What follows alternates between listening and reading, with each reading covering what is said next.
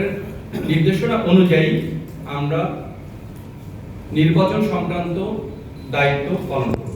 Mob violence, জনদুর্ভোগ সৃষ্টিকারী যে কোনো পরিস্থিতির বিরুদ্ধে সেনাবাহিনী কঠোর পদক্ষেপ গ্রহণ করেছে এবং করবে, এবং আমরা গতবারের তুলনায় আমরা মব ভায়োলেন্স অনেকাংশে কমিয়ে নিয়ে এসেছি। এবং আপনারা যদি রংপুরের যে ঘটনাটি দেখতে পারেন, সেখানে মব ভায়োলেন্স যে ঘটনাটি ঘটেছিল, সেখানে সেনাবাহিনী সঠিক সময় উপস্থিত হওয়ার কারণে সেই পরিস্থিতিটা নিয়ন্ত্রণে আনা সম্ভব হয়েছে। গত ঈদুল আজহার সময় আমরা গুরুত্বপূর্ণ bus station, rail station, launch টার্মিনালের দিন-রাত সার্বক্ষণিক টহল দিয়েছি এবং স্পর্শকাতর স্থানে আমরা চেকপোস্ট স্থাপন করে বাসের গতি নিয়ন্ত্রণ করা হয়েছে বা যানবাহনের গতি নিয়ন্ত্রণ করা হয়েছে।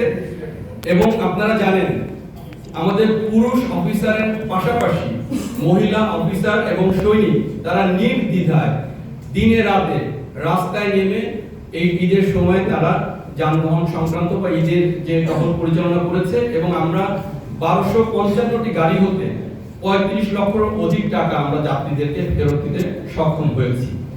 এ সকল কিছুই সম্ভব হয়েছে আমাদের সেনাবাহিনী এই সার্বক্ষণিকভাবে দেশের মানুষের পাশে কাজ করার যে ইচ্ছা, প্রবণতা, সিনসিয়ারিটি, আমাদের অনেস্টি এবং আমাদের হার্ডওয়ার্কের জন্য সম্ভব হয়েছে।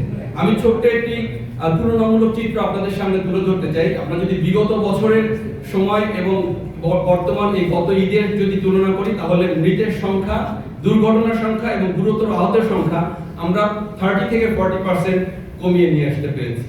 এ থেকে আপনারা বুঝতে পারেন যে মব ভায়োলেন্স অথবা এই ঈদের সময় আমাদের যে নির্বিঘ্নে ঘরমুখ মানুষের যাওয়ার এবং আনন্দে ঈদ কাটানোটা এবার অনেক ভালো ছিল। ধন্যবাদ। আসসালামু আলাইকুম। একটা আন্তর্জাতিক মানের ফুটবল ম্যাচ ছিল, সেখানে নিরাপত্তা নিশ্চিতের জন্য যতটুকু করা দরকার ছিল করা হয়েছে। এটি একটি দুঃখজনক এবং বিচ্ছিন্ন ঘটনা ছিল। পরবর্তীতে আমরা ওই পতাকা বিক্রেতাকে ডেকে আমরা সমবেদনা প্রকাশ করি এবং তার ব্যবসা চালিয়ে যাওয়ার জন্য তাকে 1 লক্ষ টাকা প্রদান করা হয়, যার মাধ্যমে সে তার ক্ষতিপূরণ এবং তার ব্যবসাকে সফলভাবে চালিয়ে যেতে পারবে।